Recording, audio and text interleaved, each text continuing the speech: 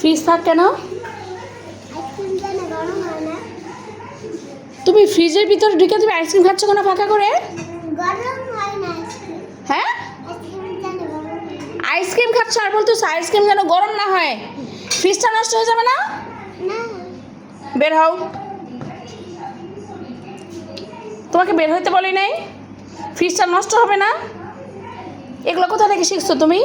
অনেক আগে ছোটবেলায় করছো, এখন তুমি বড় হয়েছো না? তুমি এখন বড় হচ্ছ না? বের হও, ফ্রিজ নষ্ট হয়ে যাবে। বাবা আসলে অত্যাধিক দুষ্টুমি করে। দেখছেন কি অবস্থা? আবার এই আবার এই এই যে এই একটু কথা বলে কথা শোন না। দেখছেন আবার নিহাব ফ্রিজটা নষ্ট।